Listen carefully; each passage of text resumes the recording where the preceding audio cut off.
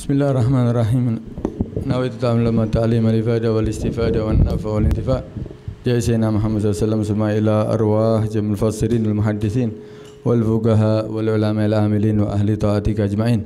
Susan Laurul Habib Abdullah bin Al bin Haddad wa Laurul Habib Abdullah bin Umar Syatri wa Hasan bin Abdullah bin Umar Syatri. Summa ila ruhil Habib summa ila Rasul bin Muhammad bin Haddad wa Laurul Habib Umar Muhammad As-Sigab wal Habib Ibrahim As-Sigab wal Habib Abu Basud As-Sigab bin Umar As-Sigab. Summa ila ruhil Habib Muhammad summa ila Abdul Qadir bin Muhammad bin Umar bin Muhammad bin Umar As-Sigab. Summa ila arwah walidina walidikum wa ummatikum wa amwatil muslimin ajma'in.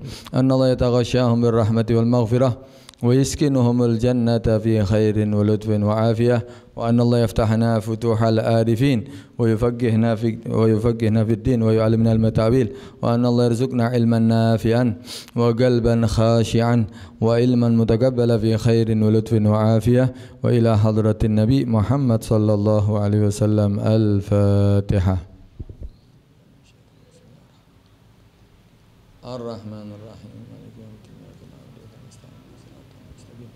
صراط الذين أنعمت عليهم غير المغضوب عليهم ولا الضالين آمين. بسم الله الرحمن الرحيم. قال المصنف رحمه الله ونفعنا وبعلومه في الدارين آمين. وقال رضي الله عنه اعلموا أن الصوم له سر ولا يظهر سر الصوم إلا إذا أحس الصائم بالجوع وإما إذا صام الإنسان ونام من الفجر إلى وقت الظهر فأي شيء بقي معه من النهار وباقي النهار يمضيه في قيل وقال ومضى الوقت ولم يحس بتعب الصوم وما المقصود من الصوم إلا كسر الشهوة وتعذيب النفس بالجوع وبه يحصل سر الصوم. وأما من جعل له عادات في رمضان خصوصا عند الإفطار إذا وجد الإنسان شيئا مستلذا أبقاه للإفطار وكثر من الشهوات زيادة على العادة فقد فوت على نفسه سر الصوم المرتب عليه. Al-Habib Muhammad bin Hadi As-Sigaf pernah mengatakan ketika di dalam majlisnya, dia mengatakan i'lamu, ketahuilah wahai kamu semuanya, an-nasom, sesungguhnya puasa itu lahu sirrun, puasa itu ada rahasianya. Sir ini yang dicari di dalam puasa. Bukan kita hanya tidak makan, tidak minum, kemudian kita buka puasa, kemudian sahur lagi, bukan itu aja. Kita ini mencari rahasia daripada puasa. Tentunya Pak, ya keberkahan dari Allah, pemberian dari Allah, itu yang dicari. Karena dikatakan i'lamu an-nasam lahu sirrun, sesungguhnya puasa itu ada rahasianya yang ada di dalam puasa. Wala yadhar, dan tidak akan tampak sirrus shaum, rahasia daripada puasa, illa, kecuali idza ahassa shaim bil ju', kecuali jika orang yang berpuasa itu merasakan rasa lapar.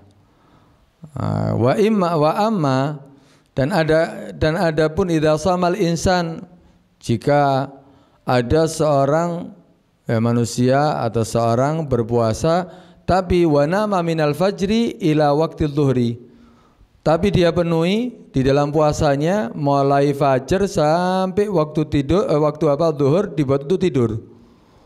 Jadi dia puasa, ya niat, ya sahur, ya kemudian setelah subuh tidur sampai waktu zuhur. Ya, setelah itu bangun zuhur, tinggal beberapa waktu lagi untuk buka puasa. Nah, ini rasa lapar mungkin dia tidak rasakan. Dia tidak dapatkan itu rasa lapar. Ya, justru dia kehilangan rahasia daripada puasa itu. Karena itu, ya, adapun ada orang yang jika melakukan dia tidur dari fajar sampai waktu zuhur, fa ayyu syai'in baqiya ma'ahu minan nahar, maka apa yang dia dapatkan sisa daripada siang harinya. Wa bagi nahar, sebaliknya ditambah lagi nih, sudah dia tidur mulai fajar sampai siang, kemudian bangun dari tidurnya sisa daripada siang harinya, artinya mulai zuhur sampai maghrib, Wa bagin nahar yumdi fi qilin wa gali. Dia gunakan untuk sesuatu yang tidak ada manfaatnya. Main WhatsApp, ya, lihat media sosial, ya, kemudian jagongan, ngobrol, lihat televisi. Terus apa yang dia dapatkan daripada puasanya? Sudah dia gunakan mulai fajar sampai zuhur tidur, bangun tidur, tidak ada ibadah. Seandainya digunakan untuk baca Al-Quran, seandainya untuk digunakan untuk hadir majelis, itu masih bagus ya. Tapi ini tidak, yumdi fi qilin wa gali, di dalam sesuatu yang tidak ada manfaatnya. Wa madhal waqt dan berlalu waktu, walam yahis bi ta'abis shaum, dan dia tidak sedikit pun merasakan daripada payahnya puasa. Ya kalau puasa model seperti gini ya setahun kuat ya. Insya Allah seumur hidup puasa kayak gini ya kuat. Tidur mulai pagi subuh sampai zuhur, bangun tidur ya dia ya buka media sosial tidak terasa kadang-kadang, buka HP-nya nggak terasa kadang-kadang, ngobrol atau lihat televisi, tahu-tahu maghrib, wis maghrib buka. Ya ini tidak ada taabnya puasa orang seperti gini. Wa mal maksud, dan katanya apa? Tidak ada tujuan minas shaum daripada puasa itu illa kasrus syahwah, kecuali dia menghilangkan daripada atau mengurangi daripada syahwatnya, kesenangannya. Justru puasa itu tujuannya dia menyalahi daripada kebiasaannya, kesenangannya ya dia kurangi. Wa ta'dibun nafs, kemudian mengurangi atau menaklukkan daripada nafsu. Itu tujuan daripada puasa. Dengan cara bilju, dengan cara membuat lapar. Karena nafsu kita, syahwat kita, keinginan kita itu makan. Seperti biasanya setiap hari kita ada waktu sarapan, ada waktu makan siang, ada waktu kita untuk mungkin sorenya ngopi ya, atau yang lainnya. Ini kita kita berhentikan, kita buat nafsu kita, keinginan kita tadi lapar, tidak kita turuti. Itu tujuan daripada puasa. Kalau yang tadi model yang pertama, tidak terasa dia, sama aja bangun tidur, ya tinggal waktu sebentar, kemudian tidak lama buka, ngopi lagi dia, makan lagi dia, sudah.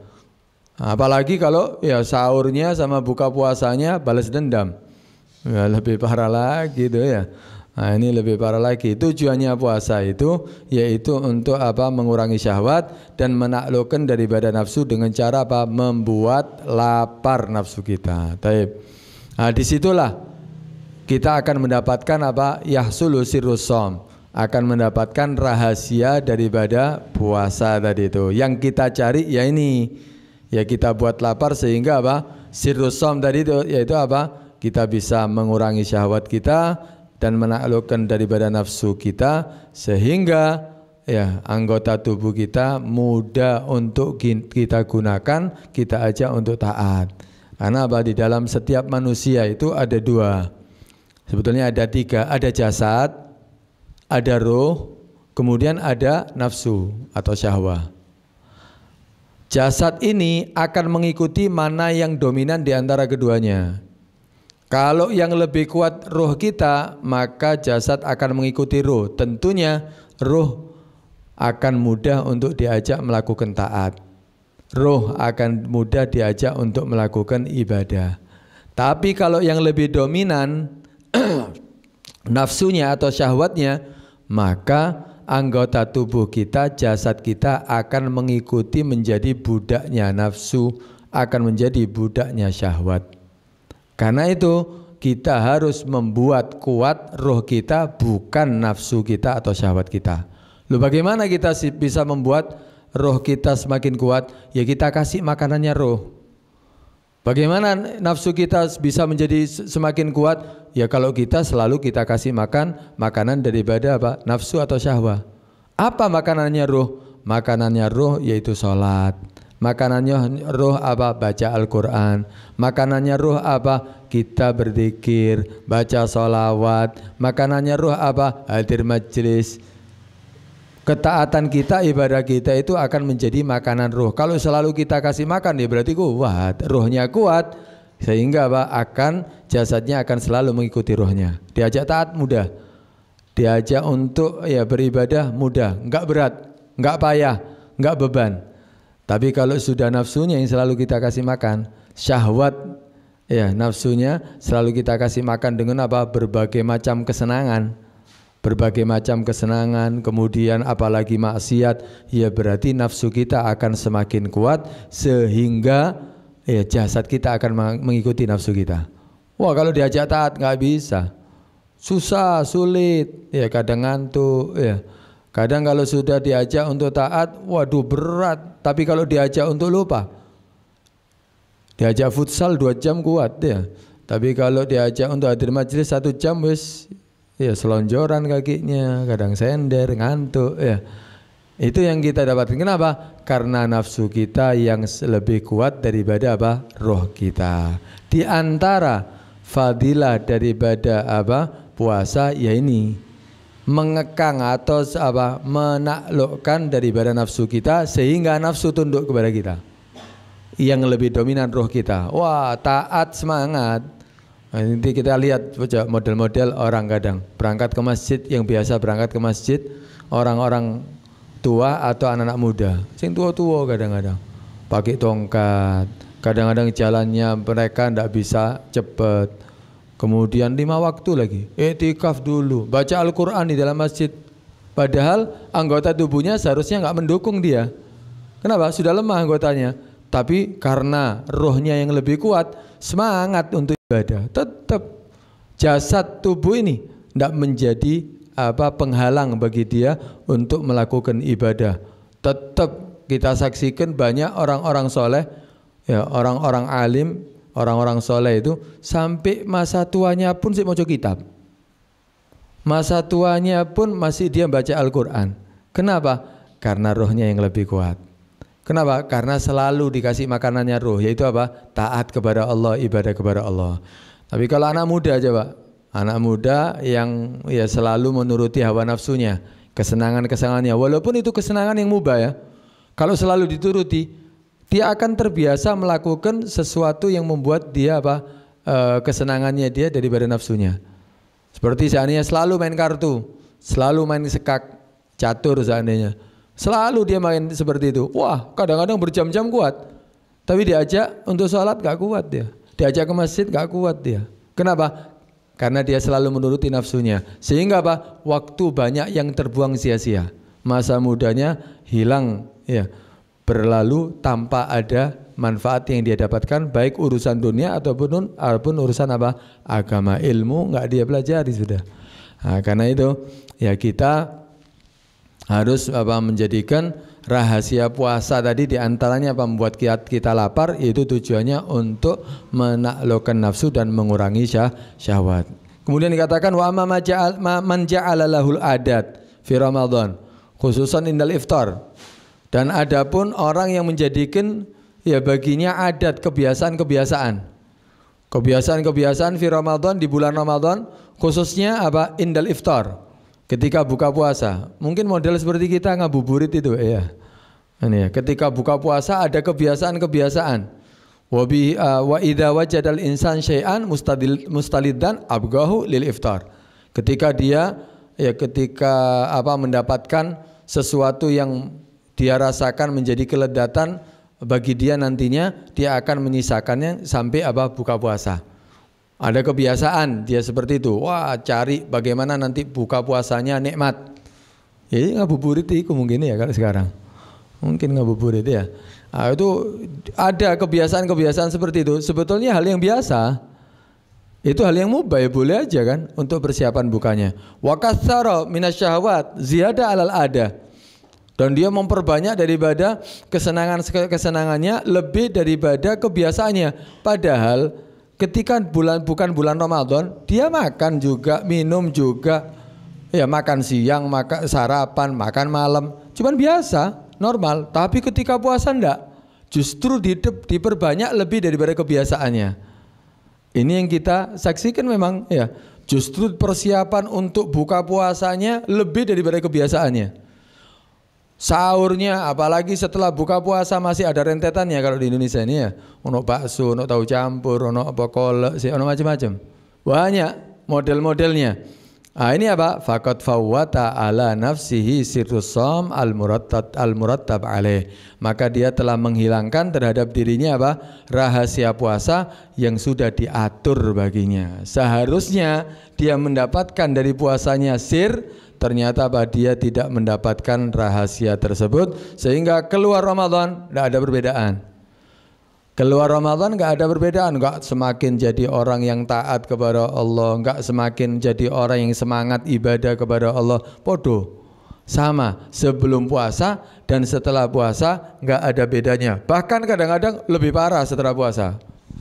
Kenapa? Tambah gemuk ternyata, ya, tambah sehat ternyata ya.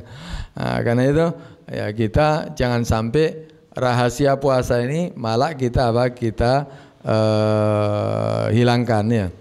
Kemudian semuanya ini kita tidak akan bisa dapatkan kecuali kita mendapatkan taufik minallah. Semuanya karena petunjuk dari Allah. Karena itu kita dianjurkan untuk selalu minta taufik, petunjuk dari Allah Subhanahu wa taala. Dan kalimat taufik ini tidak disebutkan dalam Al-Qur'an kecuali satu kali.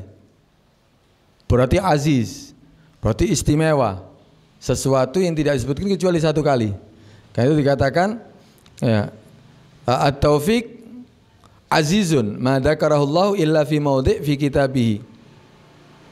Katanya apa? Taufik itu sangatlah aziz. Azizul apa? Sangat apa? Sedikit sekali disebutkan dalam Al-Qur'an. Ma dzakarallahu, tidak semua Allah menyebutkan itu kalimat taufik illa fi maudhi', kecuali di satu tempat, fi kitabih, di dalam Al-Qur'an. Itu apa? Wa ma taufiqi illa billah. Wis itu toh. Cari Al-Qur'an enggak ada lagi kalimat taufik. Wa ma taufiqi illa billah. Kemudian Habib Muhsin bin Alwi As-Segaf mengatakan inna taufik yahtaj ila gonasah wa yatahtaj ila sahu.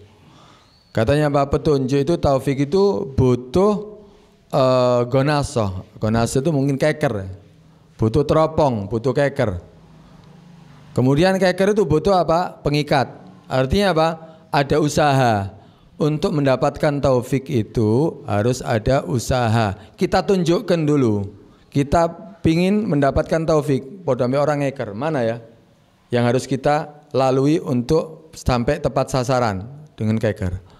Nah, ketika kita mau mendapatkan taufik petunjuk dari Allah, ya kita harus ada usaha. Ada usaha dari kita. Karena itu dikatakan waqala sayyidi wa hiya ta'ah. Apa itu yang bisa menjadikan kita apa mendapatkan taufik, penyebab kita mendapatkan taufik dari Allah Subhanahu wa taala? Qala sayyidi wa hiya ta'atullah fi sirri wan najwa, yaitu taat kepada Allah baik di apa hadapan manusia ataupun tidak di hadapan manusia, dalam keadaan sendiri atau dalam keadaan di halayak rame, tetap taat itu dia lakukan. Bukan taat ketika dalam keadaan di hadapan orang, tapi ketika dalam keadaan sendiri, wah maksiat. Oh banyak model seperti gitu. Di hadapan orang, masya Allah, seperti orang taat.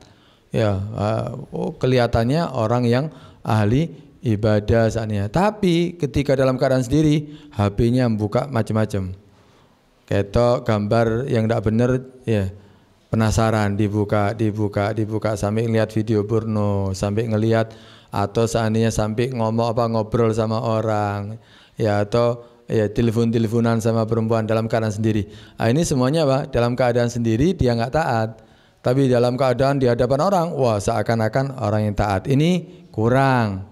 Harusnya apa? Dia taat baik dalam keadaan sendiri ataupun taat di hadapan orang. Wahia, ya apa taat kepada Allah itu baik dalam keadaan sendiri atau di halayak ramai? Wahia fi mutaba'atir Rasul sallallahu alaihi wasallam gaulan wa fi'lan wa niyah, yaitu di dalam mengikuti Nabi sallallahu alaihi wasallam baik dalam perkataannya, baik dalam pekerjaannya ataupun di dalam niatnya. Selalu yang dia ikuti Nabi. Panutannya dalam segala hal Nabi. Wah, baru kalau orang seperti ini, dia akan selalu mendapatkan petunjuk dari Allah Subhanahu wa taala. Dia akan mendapatkan itu taufik dari Allah Subhanahu wa taala. Wa qala Sayyidi, berkata Al-Habib Muhammad bin Hadi aydan juga, ma yumazzikul hijab illa ta'ah rabbil arbab. Katanya tidak akan bisa merobek, membuka tabir. Kita ini kan tidak bisa merasakan nikmatnya ibadah, tidak bisa mendapatkan nikmatnya berzikir, tidak bisa mendapatkan nikmatnya membaca Al-Quran, tidak bisa mendapatkan nikmatnya dakwah atau apapun. Kenapa? Karena tebalnya hijab kita. Tabir kita ini sangat tebal.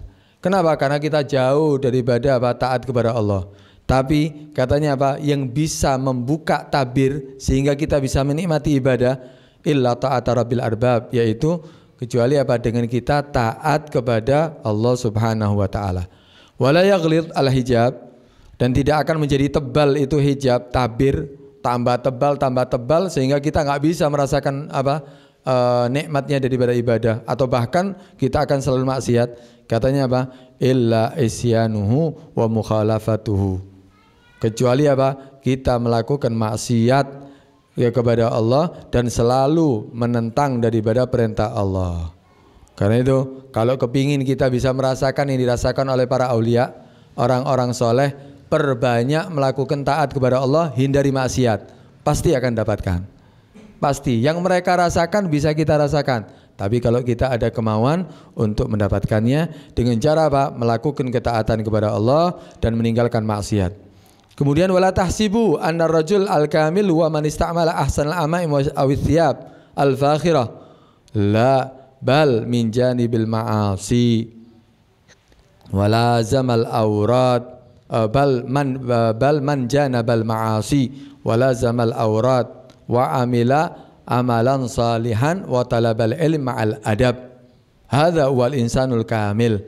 Katanya bukanlah janganlah kamu anggap seseorang itu akan menjadi sempurna bagi orang yang memperbaiki cuman hanya perhatian dengan pakaian. Oh, pakai pakaiannya orang soleh apa jadi soleh? Ya enggak. Kalau kita ingin jadi orang soleh, ya kita melakukan daripada apa yang dilakukan oleh orang soleh. Bukan berarti kita pakai pakaian orang soleh kemudian kita jadi soleh. Poda balik cilik ini katanya.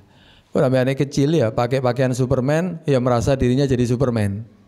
Pakai pakaian Batman merasa dirinya jadi Batman. Ini anak kecil ini.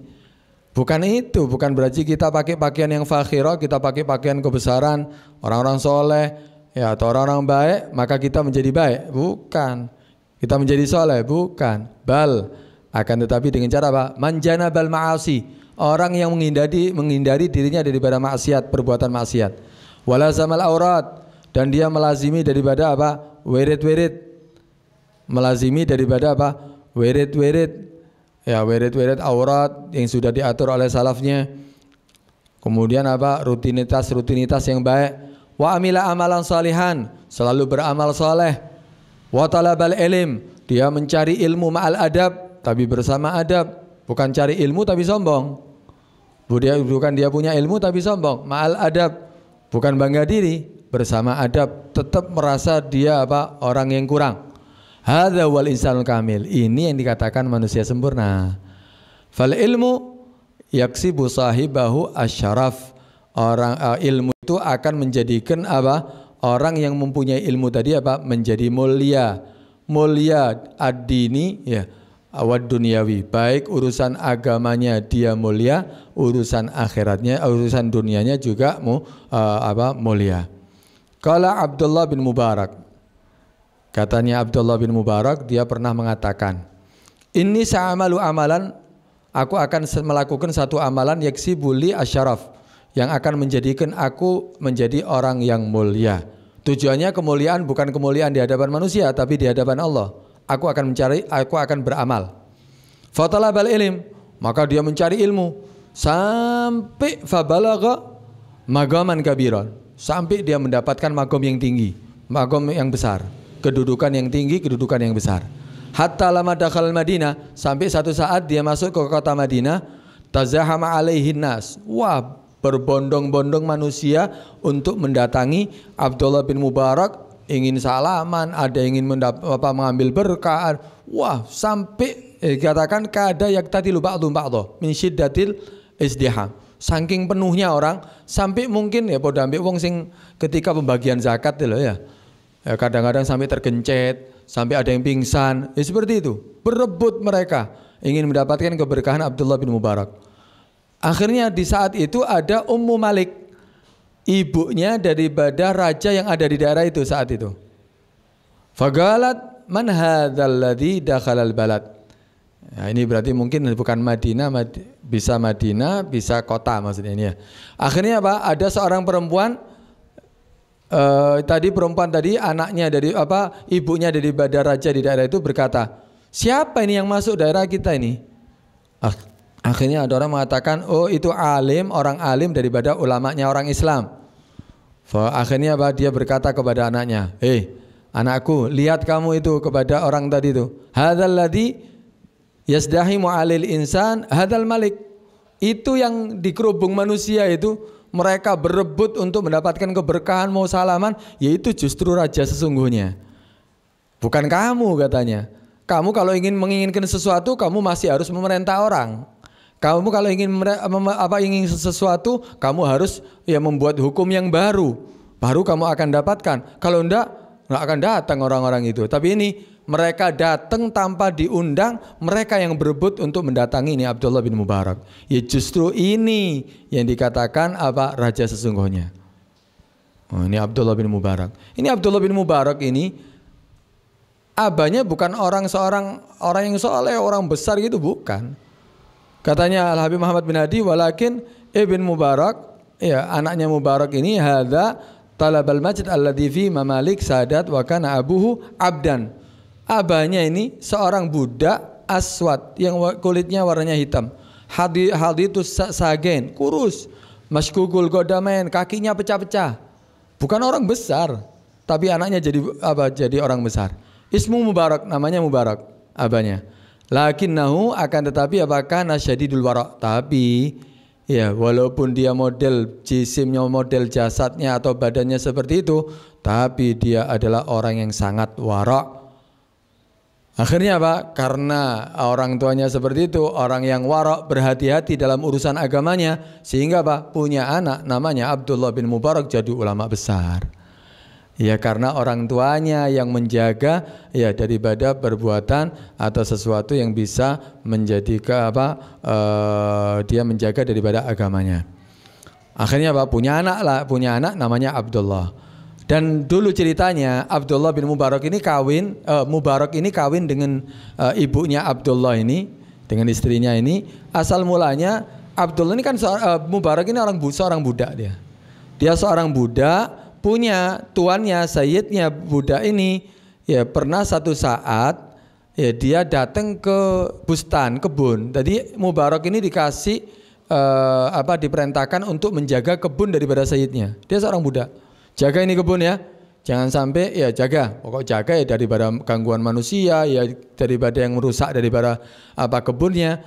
Udah, dia menjaga itu kebun. Satu saat si sayyidnya ini datang ke kebunnya, pingin merasakan daripada buah yang ada di kebun tadi itu. Akhirnya si sayyidnya mengatakan kepada Mubarak, Mubarak budakku, coba ambilkan aku buah anggur yang manis. Tentunya di dalam kebun itu buah anggurnya itu ada yang manis, ada yang kecut. Seharusnya tukang kebunnya kan tahu mana yang manis, mana yang kecut. Udah diambilkan sama si Mubarak. Diambilkan, kasihkan, dimakan kecut. Aku minta yang manis. Oh, diambilkan lagi. Diambilkan yang kedua kalinya ternyata masih kecut. Aku minta yang manis, kamu tidak tahu mana yang manis, mana yang kecut. Maka si Abdullah bin Mubarak mengatakan, enggak, aku enggak tahu mana yang manis, mana yang kecut daripada anggur ini. Karena kamu tidak menjadikan aku di dalam kebun ini kecuali aku tugasnya untuk menjaga. Kamu kan jadikan aku di kebun ini untuk menjaga, bukan untuk menikmati daripada hasil buahnya. Karena itu selama bertahun-tahun dia, puluhan tahun menjaga kebun tadi itu tidak pernah merasakan sedikit pun daripada itu buah anggur yang ada. Bagaimana aku bisa mengetahui mana yang manis dan mana yang kecut? Akhirnya dia menisi sayyidnya. Wah, ini bukan orang biasa ini. Biasanya kan kalau ada orang dia diamanati sesuatu, ya dianggap ini halal, susu halal ya. Kadang-kadang kembaliannya halal, tidak mungkin ditanya. Ini enggak, sampai ya buah anggur seandainya ya si Sayyidnya paham, kalaupun dimakan ya insya Allah tidak bakal marah. Tapi karena waroknya Mubarak ini dia nggak mau. Akhirnya pulang ke rumahnya. Sampai di rumahnya dia mempunyai seorang anak perempuan. Dia mempunyai seorang anak perempuan sudah banyak dipinang oleh orang-orang kaya. Karena dia orang kaya. Dia orang kaya, ya si perempuan anaknya ini banyak dipinang oleh orang-orang kaya. Akhirnya berkata kepada istrinya si Sayyid tadi itu, si tuannya tadi itu, berkata kepada istrinya, aku sudah mendapatkan calon suami untuk anakku. Akhirnya tanya si istrinya, siapa calon suami daripada anak kita? Akhirnya dia mengatakan, Mubarak budakku. Tahu si istrinya dari Mubarak ini ya orangnya ndak ganteng ya, kemudian kulitnya juga ndak putih, kemudian kurus, wis tak iso didelok blas ngono sih istilahnya. Akhirnya dia si ibunya tadi mengatakan, loh iya kalau kita setuju, aku dan kamu setuju, apakah anak kita akan setuju? Ya mungkin anak kita nggak setuju melihat Mubarak itu budak kita kalau mau menjadi calon suami daripada putrinya, daripada anakku. Udah, tanya aja. Tapi aku mendapatkan dia adalah orang yang takut kepada Allah, dia orang warok. Coba tanyakan aja kepada anak kita. Kalau anak kita mau, udah kita kawinkan. Udah, ternyata akhirnya ditanyakan kepada anaknya, kemudian ibunya yang tanya, ini ada sudah apa kamu sudah menemukan calon suami untuk kamu, tapi pingin pendapat kamu, bagaimana menurut kamu pendapat kamu ini calon suami ini, kamu mau apa enggak? Akhirnya kata si perempuan tadi itu, apa yang menjadi pilihan abah dan umiknya dia akan mau, apa yang menjadi pilihan orang tuanya dia setuju, apapun siapapun dia setuju. Akhirnya benar dikawinkan dengan si Mubarak. Akhirnya lahirlah anak yang bernama Abdullah bin Mubarak. Karena itu ya orang itu ya kepingin sukses ya tentunya dengan cara apa? Ya dia menjaga daripada makanannya jangan sampai makanan yang haram. Makanan haram ini berpengaruh. Mulai ketika kita punya ya istri kita hamil itu sudah harus kita kasih makanan yang halal. Terjadi juga kepada Abu Yazid Al-Bustami. Ini orang yang senang dengan kebaikan, ketaatan mulai kecil sampai jadi ulama besar. Tapi satu saat ya, dan abahnya ini memang jadi ulama besar si Abu Yazid Al-Bustami ini memang karena apa? Karena abah dan ibunya enggak mau makan kecuali yang halal. Wah, menjaga, sangat menjaga. Yang syubha enggak mau, yang masih remeng-remeng enggak mau. Sampai jadilah Abu Yazid Al-Bustami. Tapi di saat kecilnya Abu Yazid ini dia itu senang kebaikan, tapi ada kekurangannya setiap kali menghafal enggak cepat. Dia cepat hafal tapi langsung lupa, enggak cekat hafalannya, enggak kuat hafalannya. Akhirnya tanya kepada ibunya, ibu, aku ini kok enggak kuat hafalanku. Apa mungkin pernah ibu dulu waktu hamil aku mungkin makan sesuatu yang syubha atau yang mungkin yang haram. Akhirnya kata si ibunya, abah dan ibu tidak makan apapun kecuali dari yang halal. Syubha kita nggak mau. Tapi pernah satu saat dulu aku waktu nyidam, kata si ibunya, aku waktu nyidam aku kelihatan ada keju di satu tempat gitu ya.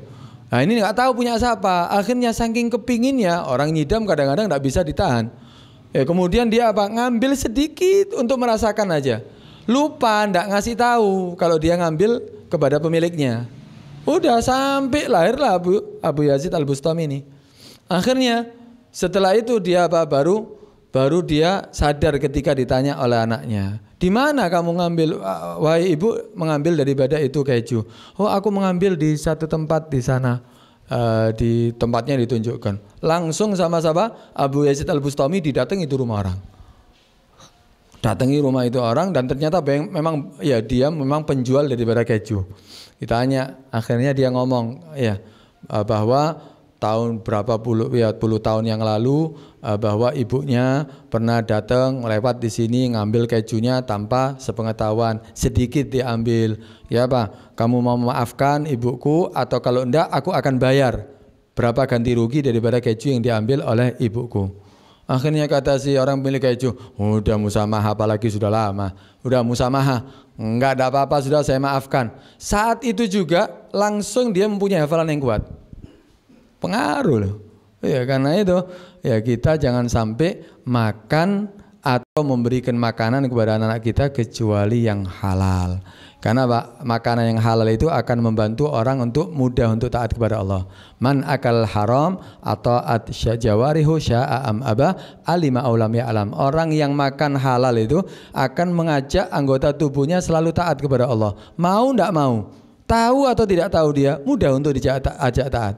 Tapi sebaliknya, waman akal haram ya asad jawarihu sya'am aba alima aulam ya'lam. Barang siapa yang selalu dia makan daripada yang haram, maka anggota tubuhnya akan sulit untuk diajak taat, bahkan mudah untuk diajak maksiat. Akan mudah untuk diajak maksiat, mau atau tidak mau, tahu atau tidak tahu. Karena itu usahakan apa yang masuk ke dalam tubuh kita adalah dari yang halal. Ya, kita harus punya sifat warok, menjaga dalam urusan agama. Jangan gampang-gampang kita ya melakukan hal kecuali sudah kita yakini itu adalah perbuatan yang diperbolehkan, dan kita jauhi daripada perbuatan yang haram sehingga kita bisa mendapatkan taufik, petunjuk dari Allah Subhanahu wa taala. Wallahu a'lam.